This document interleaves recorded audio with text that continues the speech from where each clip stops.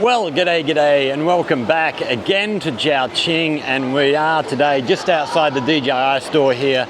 We've actually just had, my Pocket 3 had a little issue, so we had to get that repaired. So I thought we'd talk a little bit about the service that I received there, because I was very, very happy with what happened. So the problem, Pocket 3, I had actually, I'll pull out my phone and we'll film this little bit on the phone because, yeah, then you can see what I'm talking about. I'm not actually going to be able to, okay, let's swap hands with the Pocket 3 so that I can hold the camera properly here. So, on the Pocket 3 here, we have the little screen that you can see. So that is normally sort of turned 90 degrees around to the left to turn the camera off. You switch it around to this rotation to turn the camera on. Now what I had with the camera itself was when you turned it to this position to turn it on, it wasn't quite going all the way through and wasn't locking into the open position. So therefore the slightest bump and the bloody thing would turn off, which I'm sure you understand was an absolute pain in the ass when you're trying to video things. But okay, let's put the phone away. So I had to bring it into the shop, get it fixed. Now, when you buy a DJI product, you can buy DJI Care, which basically if something goes wrong with your product, you send it away, they send a replacement. And it costs nothing. It's a free replacement for a product that goes wrong. With drones, even if you do something stupid, fly them into a lake, as long as you can get the drone back, box it up, send it away, you get a free one returned to you. Now, I never got DJI Care with my Pocket 3. I never even got it with my drone because it's extra money, and I don't do anything really dangerous with my drone, and generally their quality is very, very good. I've never ever had a problem with any DJI product I've ever had. So this is the first time anything's ever gone wrong with a DJI product of mine. The only other sort of issue I've had is one of my batteries for my Phantom 4 stopped working. But that was after 6-7 years. So, you know, that was to be expected. I don't blame DJI for that. It's just batteries getting old. So in this case, I had to get this into the shop to get it fixed. So I bought it in on Saturday. Today is Monday. I took it into the shop. They said, look, we can either send it from here or you can arrange to send it from your house. I said, no, send it from here. Trying to remember my address in Chinese and how to write that. No, you guys take care of it. I'll come back into the shop to pick it up when it's fixed. So they did that. That was Saturday afternoon. It is now Monday afternoon. It is about 48 hours since I put it into the shop. They messaged me a couple of hours ago, said it's back in the shop, ready for you to pick up. So I've been back into the shop and they've sent a brand new Pocket 3 out to me. I asked them, so when he messaged me, I said, we've had rain here today. We've got a typhoon off to the south of us. It's probably heading away from us by now. It was far enough away. We got pretty breezy here. We had a bit of fairly-ish heavy rain, but nothing too major. But we have had some weather here the last couple of days, so I sort of said, right, when it stops raining, we'll we'll be into the shop and come and pick it up. So yeah, here we are. It stopped raining, we've been into the shop. Yeah, I was really surprised it was still in the package that the parcel delivery sent it in. And when they opened the package, it's a brand new, you know, Pocket 3 box, still wrapped in the plastic and stuff. So we had to, yeah, it turns out they just sent a new one and totally replaced. Now I don't have DJI Care. They had there was no need for them to do that. They could have taken the time to fix the old one. And then so when the guy messaged me to say it was in the shop, I messaged back and said, okay, how much is it going to cost? Thinking that, you know, to replace the screen would be, you know, maybe 500 RMB, maybe 1,000 RMB. I wasn't sure. And he said, nope, no cost. Because it was a quality issue, it wasn't anything that I had done. So even without DJI Care, they looked after me. And I wanted to kind of contrast that with some of the dealings I've had in Australia. And I'm gonna specifically talk about one company that I had dealings with in Australia, which is actually two companies, but you'll understand why in a minute.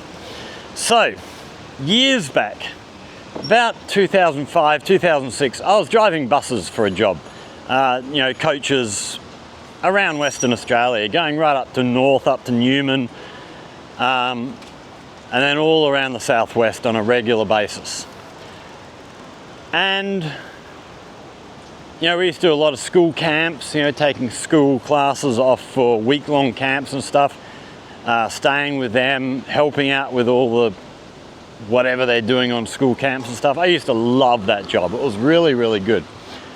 But I was in the position where I needed a new phone. My old phone was dead. Can't remember what it was. I think it was an old flip phone from memory. No, actually, maybe it was back. It was my Nokia 6210 I was replacing. My impossible to kill phone. But I wanted a phone with, you know, smartphones were just starting to come out. The iPhone had been out for a couple of years. So I rang a phone company. I won't name the phone company because I don't want to badmouth anybody. This is my experience. Maybe others have had really, really good experiences with them. But I rang a phone company and, you know, they didn't have shops. It was all done either on phone or online. So I said, you know, I need a new phone. And I want a phone with GPS. And I was quite interested in the iPhone. I think maybe it was the iPhone 4. I can't remember. Might have been the iPhone 1. I honestly don't remember. And I said to him, you know, I need a phone with GPS because I'm traveling all around the countryside and I want to be able to find my way when I need to, which wouldn't have been very often. It's I was pretty good traveling. You know, I knew my way around pretty well. But, you know, on the odd occasion when you're traveling around Perth or something, big cities that I've not been to before, GPS can come in handy. So they said, you know, I said, does it have GPS? They said, yes, it has GPS. And had some other features that sounded really good, you know, good camera, well, good camera for the time. It's probably very, very dodgy camera by today's standards, but for the time, it was a very, very good phone. You know, they were the first real smartphone and they were, you know, something totally new. So I got this phone in the mail, started it up, got everything, you know, linked up and stuff, and then proceeded, you know, the first month off driving buses around, using the maps all the time, And then I get my first phone bill, $700. I almost bloody had a heart attack. What the how, what, no. So I rang them up and said, what the bloody hell is, you know, $700 phone bill? I'm on like a, I don't know what it was, a $40 a month plan or something, which should have, you know, I don't make many calls. I don't send many text messages. The only thing I really used excessively was the mapping, you know, the GPS stuff. And it was then that I found out that this phone doesn't have GPS, it has internet mapping. So it's using data. Every time I use what I thought was GPS, it was costing me a bloody fortune. I was livid, absolutely furious, and I went off at the company, whoever the poor person was who was in the department that takes calls, customer service department. They must have been spewing, but they refused to do anything about it. I said, look, I'm sending this phone back.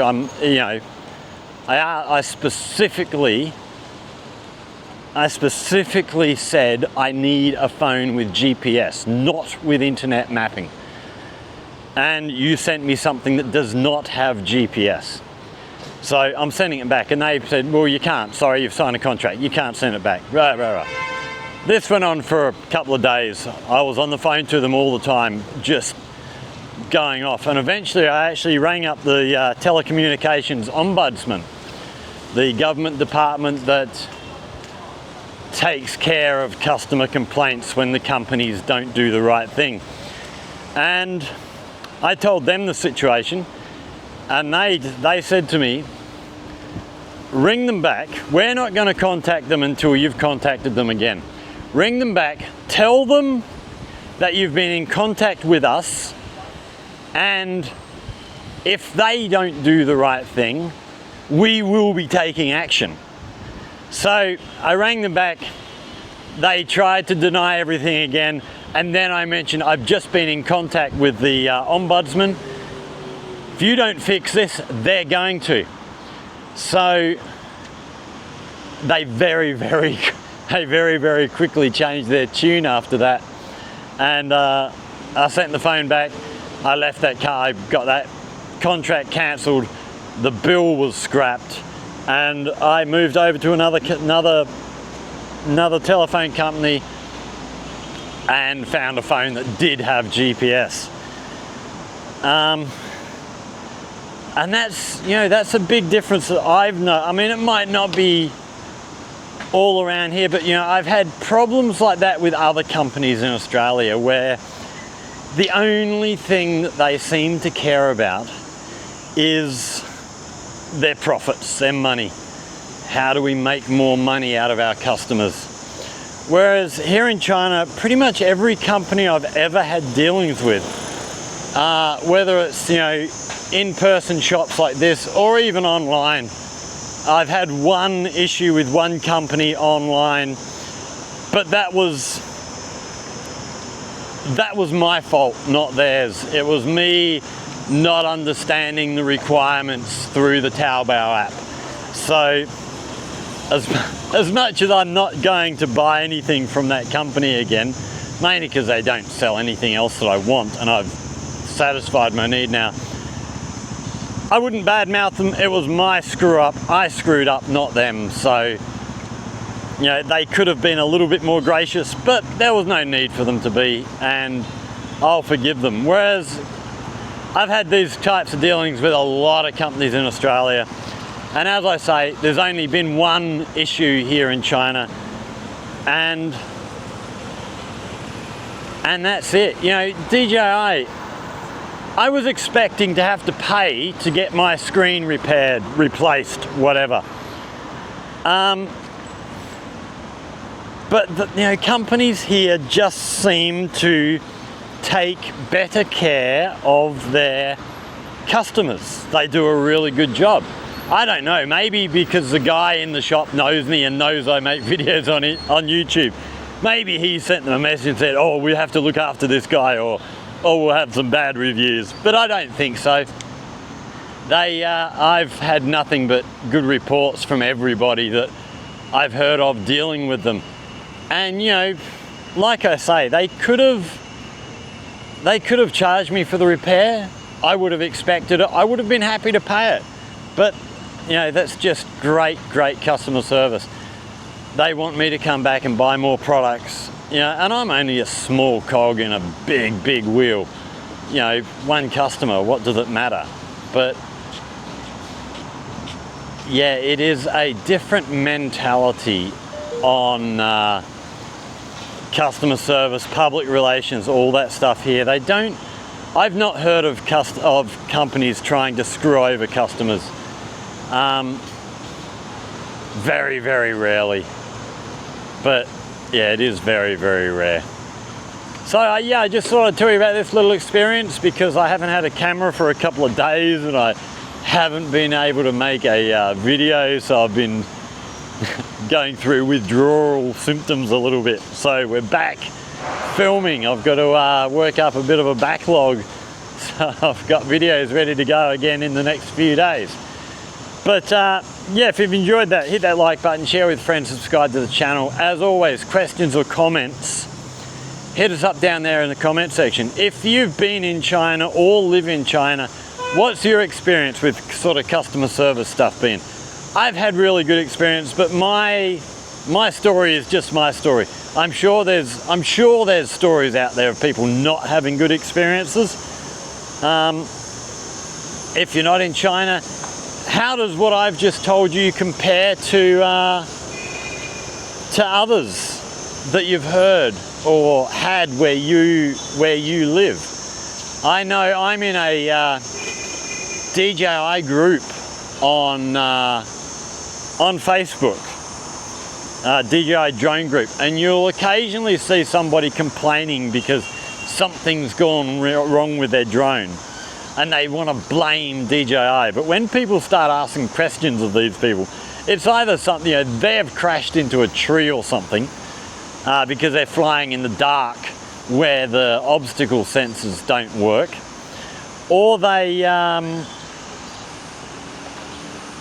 they've got, you know, there has been a genuine something gone wrong with their drone, which they'll complain about, but then they send it away to DJI with their DJI Refresh Care plan, and it all appears to be good and they've been taken care of. So yeah, they're a great company. If you need something that DJI sells, I would recommend them.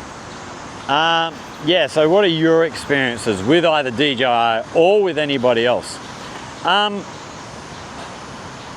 And yeah, if there's anything that you would like to learn about life here in China, in Guangdong, especially here in Jiaqing, as always, hit us up down there in the comment section. If you come up with a good idea for a video, we'll go do the research and bring you a video and help you learn the things that you want to learn.